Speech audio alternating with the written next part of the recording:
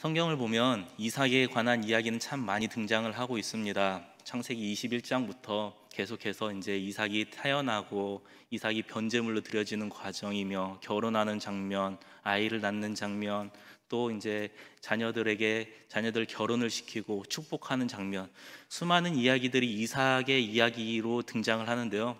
그럼에도 불구하고 가만히 읽어보면 이삭의 이야기들이 많은 과정들이 있지만 앞부분에 등장하는 이야기들은 아브라함의 이야기 속에 이삭이 끼어 있는 것 같은 느낌을 받고요. 뒷부분에 들어있는 이야기들은 야곱의 이야기 속에 이삭이 들어가 있는 그런 느낌을 많이 받습니다. 다시 말해서 이삭이 주인공으로 등장을 하는 장면이 없다라는 것입니다. 이삭은 주인공으로 등장하기보다 늘 항상 조연으로서 나타나고 조연으로서 많은 이름을 드러내고 있습니다. 그렇지만 창세기 안에서 유일하게 이삭이 주인공으로 등장하는 것이 있다면 그것이 바로 창세기 26장입니다. 오늘 본 이 창세기 26장에서는 이삭이 주인공으로 등장을 하고요. 유일하게 이 창세기 26장에서만 이삭이 주인공으로 나타나고 있습니다. 왜 이렇게 이삭에 관한 이야기가 많이 있음에도 불구하고 주인공이 아니라 늘 항상 조연으로 비춰지는 것일까요? 이삭이 별로 중요하지 않은 인물이라서 그랬을까요? 그렇지만도 않습니다. 이삭은 참으로 중요한 인물이었습니다. 우리가 아브라함을 향해서 믿음의 조상이라고 이야기합니다. 그렇죠? 다른 말로 하면 믿음의 1세대, 그게 바로 아브라함입니다. 그렇다면 이삭은 무엇일까요? 이삭은 후손들의 1세대입니다. 아브라함이 믿음의 1세대라면 이 믿음을 흘려보내는 게 후손들인데 그 후손들이 중에 이삭이 없으면 후손들에게 흘러갈 수가 없는 것이죠. 그만큼 이삭은 굉장히 중요한 인물이었고, 다시 말하면 이삭은 모든 후손들의 대표가 되는 그러한 인물입니다. 그만큼 중요한 인물이 이삭이라는 인물입니다. 그럼에도 불구하고 오늘 보는 유일하게 주인공으로 등장하는 이 창세기 26장을 봐도 이삭만의 특별한 이야기다 라고 보여지지 않습니다. 왜냐하면 아브라함이 겪었던 사건들과 비슷한 사건들이 등장하기 때문입니다. 아브라함이 겪었던 사건들을 이삭도 겪고 그 비슷한 사건들을 묶어놓고 유일하게 그 부분만이 이삭이 주인공이 돼서 등장을 하고 있는 것이 오늘 본문의 말씀입니다. 1절부터 5절 말씀을 보겠습니다. 아브라함 때에 첫 흉년이 들었더니 그 땅에 또 흉년이 들매 이삭이 그랄로 가서 블레셋 왕 아비멜렉에게 이르렀더니 여호와께서 이삭에게 나타나 이르시되 애굽으로 내려가지 말고 내가 내게 지시하는 땅 거주하라. 그 땅에 거류하면 내가 너와 함께 있어 내게 복을 주고 내가 내게 이르는 이 모든 땅을 너와 내 자손에게 주리라. 내가 내 아버지 아브라함에게 맹세한 것을 이루어 내 자손을 하늘의 별과 같이 번성하게 하며 이 모든 땅을 내 자손에게 주리니 내 자손으로 말미암아 천하 만민의 복을 받으리라. 이는 아브라함이 내 말을 순종하고 내 명령과 내 계명과 내 율례와 내 법도를 지켰음이라 하시니라.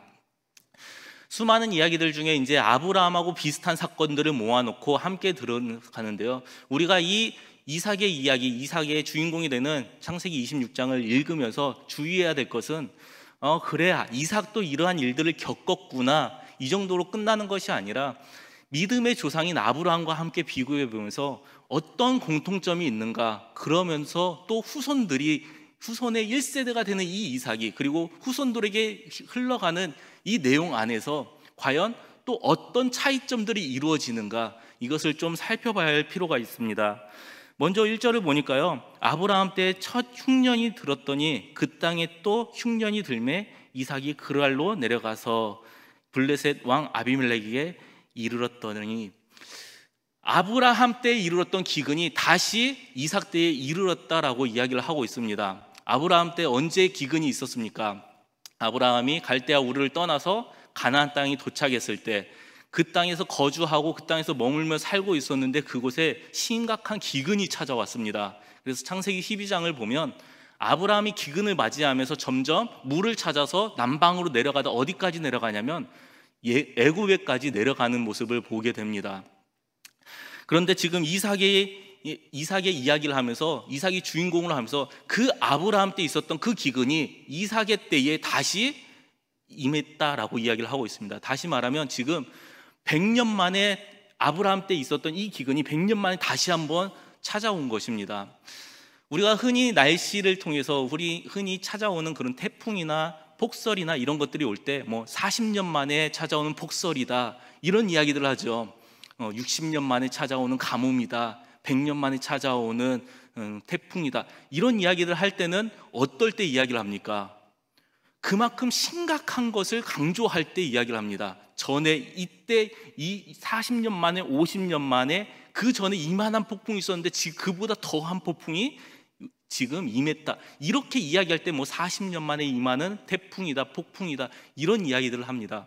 근데 지금 이삭이 사는 그 시대에 이삭이 주인공으로 나타난 이 시점에 뭐라고 말하냐면 아브라함 때 임했던 그 가뭄이 다시 이삭의 때에 임했다라고 이야기를 합니다. 그만큼 심각한 가뭄이 이삭의 때에 다시 찾아왔습니다.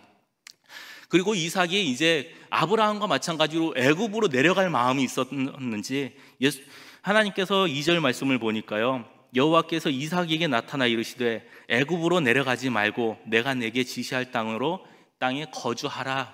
하나님의 이삭이 찾아오셔서 이삭에게 친히 말씀하십니다. 너는 애굽으로 가지 마라.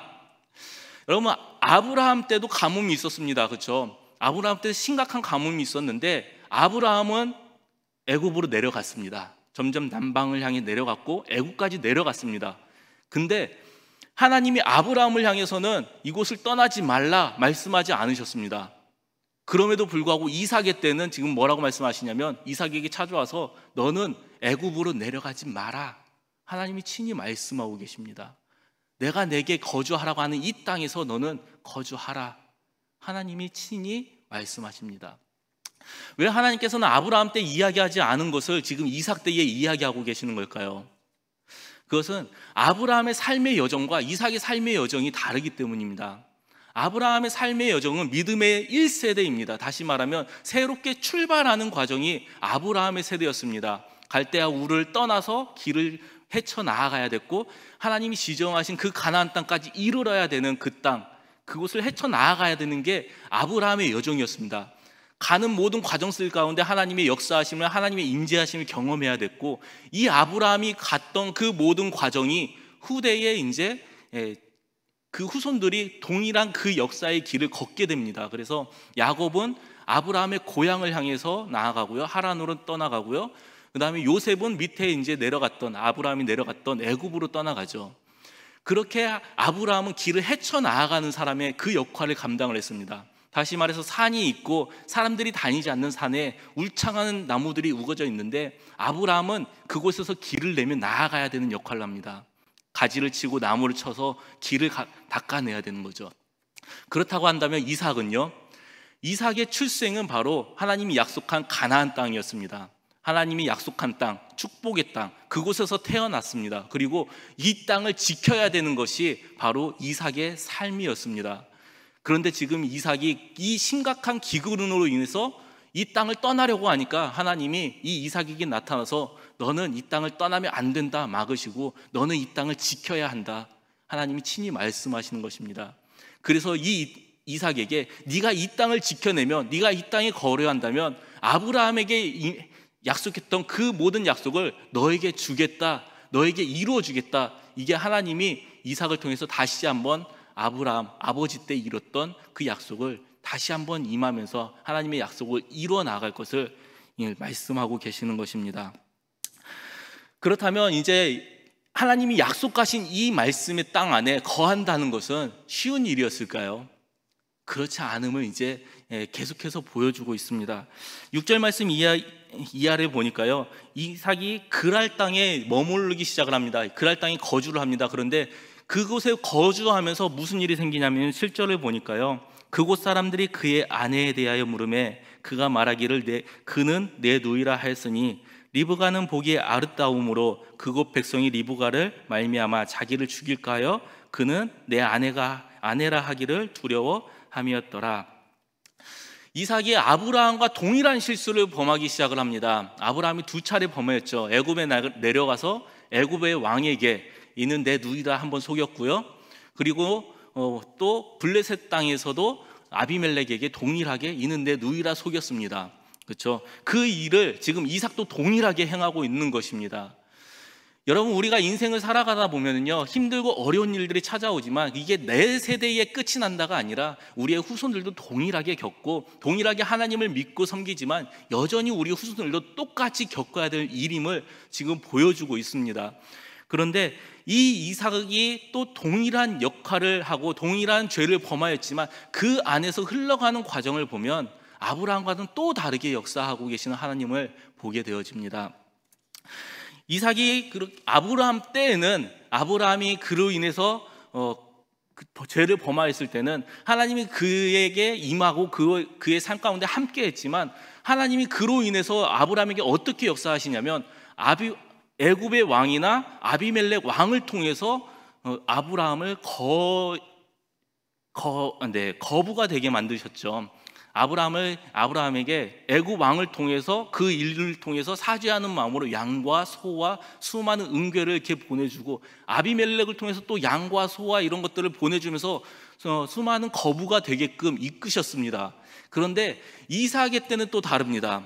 이삭이 그렇게 동일한 죄를 범했는데 그 모습을 누가 보냐면 아비멜렉이 봅니다. 아비멜렉이 보면서 아비멜렉이 이삭을 불러들이죠. 네가 왜 이렇게 우리에게 죄를 범했느냐 할 때 이삭이 뭐라고 말하냐면, 이 사람들로 인해서 내 아내로 인해서 내가 죽음을 당할까 봐 그랬습니다 라고 이야기를 하니까요, 아비멜렉이 뭐라고 말하냐면요, 그로 인해서 이제 백성들에게 이제 단도리를 시킵니다. 누구든지 이 이삭과 이 아내를 범하는 자는 죽을 것이다.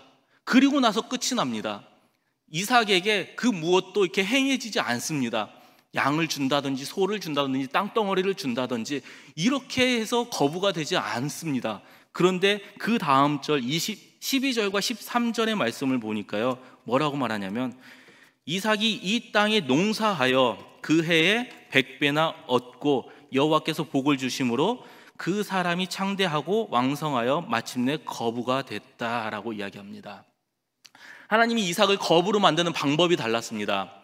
아브라함 때는 애굽 왕을 통해서, 그 다음에 아비멜렉의 왕을 통해서 그들로 인해서 부요하게 만들었다고 한다면, 지금 이삭의 때는 뭘 통해서 말하냐면 농사를 통해서 거부가 되게 만들었다라고 이야기를 하고 있습니다. 100배나 100배의 결실을 맺는다는 거 얼마나 꿈만 같습니까? 근데 우리가 이 100배의 100배라는 거에 관심을 두면 안 됩니다. 100배나, 여러분 예를 들어서 우리가 저축을 하는데요, 저축을 했더니 하나님이 은혜를 베풀어서 100배의 이자를 받게 했다. 황홀하시죠? 근데 그 저축한 금액이 100원이라면요? 100배를 받아도 10,000원밖에 안 되는 것입니다. 근데 한 1억쯤 집어넣어놔야 100배의 이자를 받게 했다 하면 한 100억쯤 받게 되는 거죠. 풍요하게 되는 거죠.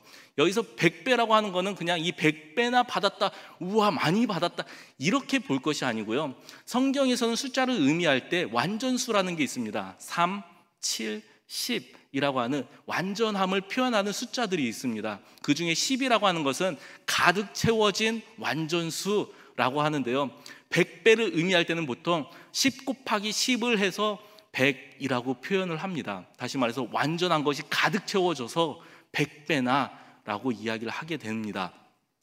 이삭을 통해서 하나님이 뭐라고 말씀하시냐면, 이삭이 행하는 그 모든 일에 가득 채워져서 하나님이 거부가 되게 만드셨다라는 것을 이야기합니다. 그래서 13절 말씀에 그 사람이 창대하게 되고 왕성하며 마침내 거부가 되었다라고 이야기를 합니다. 하나님이 이삭을 거부로 만드는 과정이 아브라함과 달랐습니다. 왕들을 통해서 주는 것이 아니라 그가 행하는 땅에서, 그가 행하고 있는 삶을 통해서 하나님이 그와 함께 하심을 보여줬고, 그와 함께함을 통해서 거부로 만드시며 수많은 사람들에게, 믿지 않는 사람들에게 하나님이 역사하신다는 게 무엇인지를 보게끔 만드신 것입니다. 왜냐하면 당시에, 지금 이 시대는 뭐라고 말하냐면, 시작한 것처럼 기근의 때였습니다. 가뭄이 가득한 시절이었죠. 이 가뭄이 가득한 곳에서 결실을 100배를 맺는다는 건 이건 쉬운 일이 아닙니다. 그럼에도 불구하고 하나님이 함께 하시기 때문에, 이 함께하는 삶이 어떤 삶이냐, 이 가뭄의 이 심각한 기근 속에서도 그와 함께 하시니까 이렇게 풍성함을 가득 채워지는 열매를 맺는 결실을 주신다라는 걸 하나님이 보여주고 계시는 겁니다. 그런데 문제는 이렇게 가득 채워지는 일들이 이런 일들이 우리에게 임했을 때 이것이 너무나 기쁘고 너무나 좋은데 그게 끝이 아니라는 것입니다. 14절 말씀을 보니까요, 양과 소가 떼를 이루고 종이 심이 많음으로 블레셋 사람이 그를 시기하였다라고 말합니다. 이삭은요, 하나님이 함께해서 거부가 됐습니다.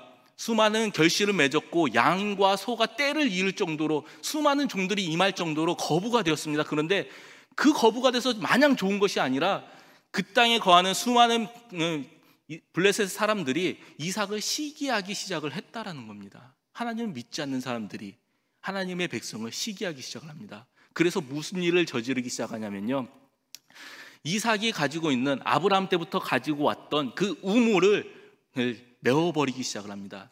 이삭이 가지고 있던 우물을 찾아와서 다 메꿔버립니다.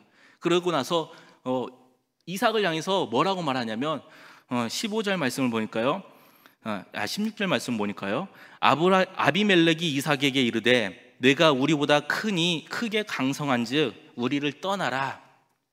아비멜렉 왕이 찾아와가지고 이삭에게 말합니다. 너희가 우리 백성들보다, 네가 우리 백성들보다 너무나 강하니, 네가 너무나 크기 때문에 너는 우리 이 땅을 이제 떠나면 좋겠다. 떠나라.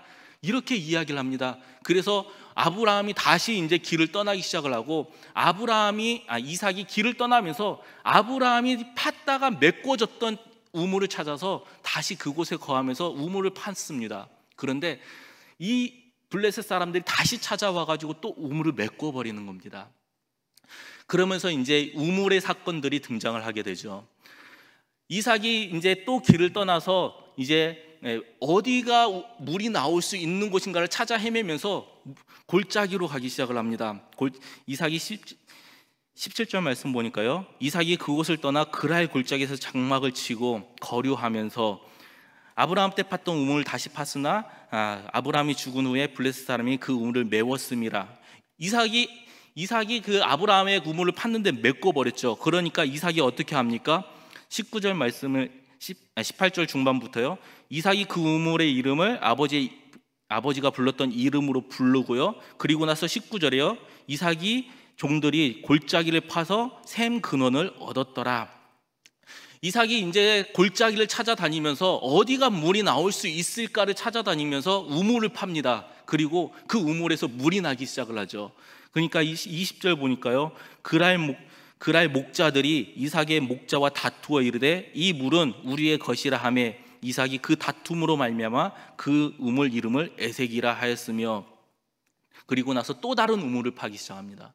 첫 번째 우물을 팠는데 이 우물에서 물이 나오니까 주변에 목자들이 와가지고 이거 우리 거야 하고 빼앗아 버립니다. 다투고 빼앗습니다. 그러니까 이삭이 어떻게 해요? 그래 너 가져라 하고 줘버리고 옆으로 또 이동을 해서 다른 곳을 찾아서 또 물이 나올 만한 곳을 찾아가지고 우물을 파기 시작을 합니다.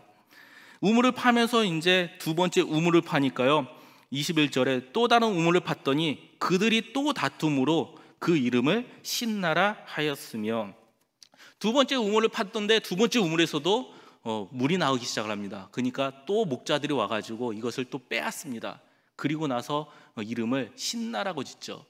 신나라고 하는 뜻은 뭐냐면 원수입니다. 원수, 대적함.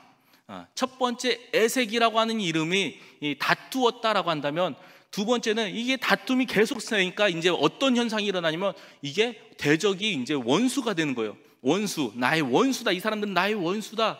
그래서 이름을 신나라고 이름을 짓습니다. 여러분, 우리가 삶을 살아가다 보면은 우리의 신앙생활을 하다 보면 끊임없이 다툼이 있고 사람들과의 마찰이 있고 부딪힘이 있을 수 있죠. 그런데 주님이 우리에게 여기서 멈추지 않기를 원하십니다. 다툼이 있고 그리고 원수가 되고 대적이 되지만, 그럼에도 불구하고 이삭은 어떻게 하냐면 두 번째 자신의 우물을 빼앗는 그들에게 우물을 줘버리고 나서 세 번째 우물을 또 파기 시작을 합니다.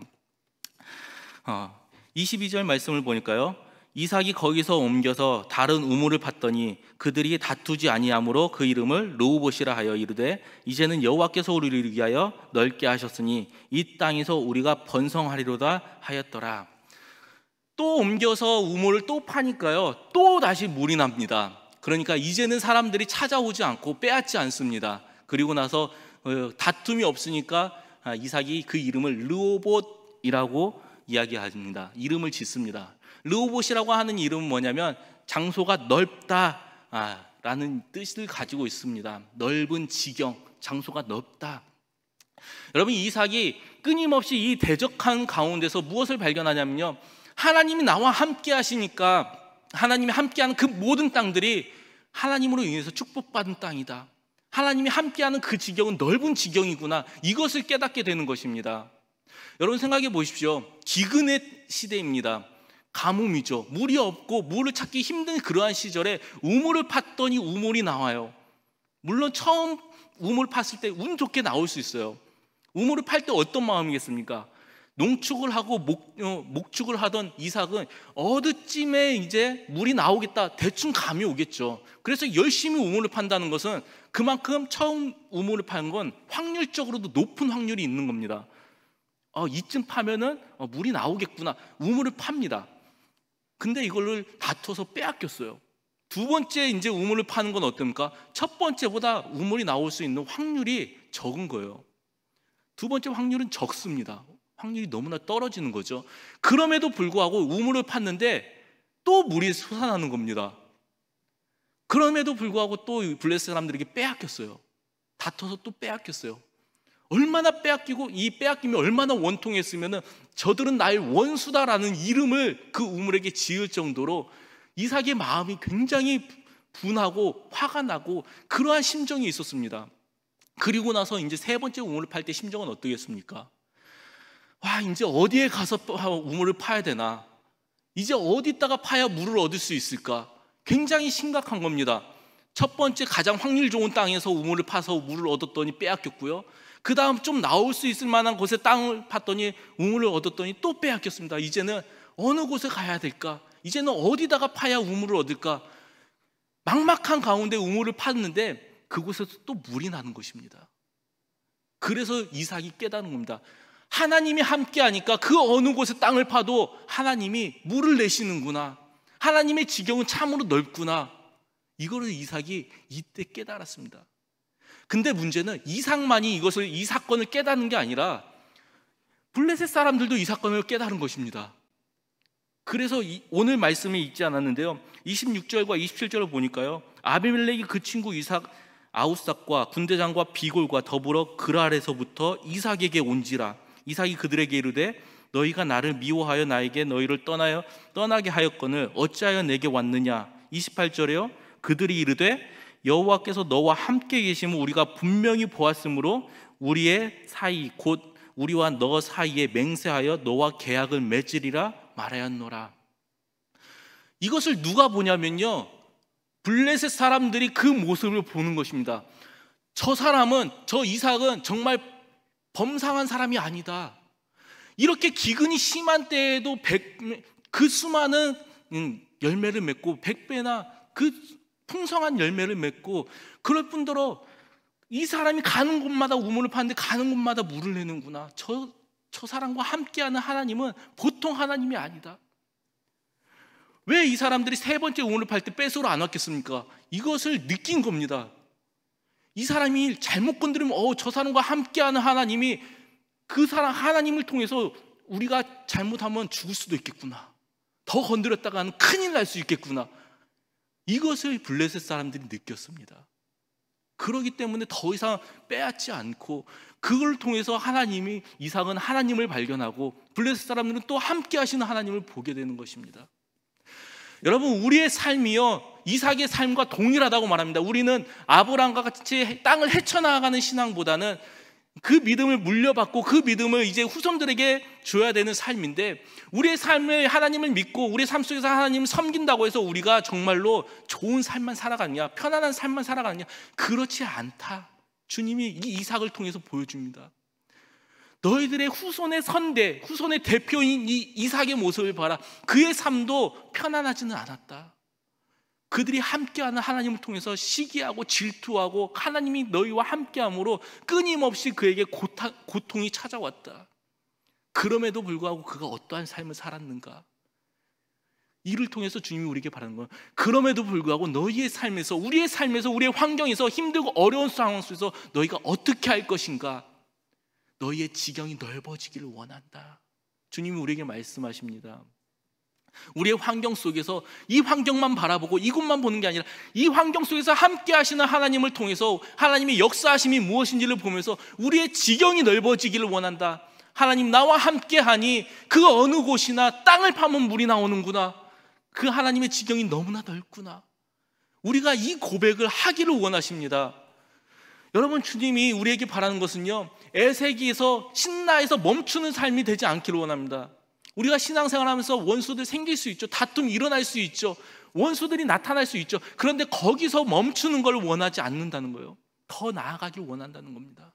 하나님과 나가 함께 하시니 내가 나아가는 그곳이 너무나 넓구나. 갈 곳이 너무나 많구나. 하나님의 역사하심이 너무나 크구나. 우리의 입에서 이러한 고백이 나오기를 원합니다. 주님이 우리에게 그런 삶을 살기를 원하십니다.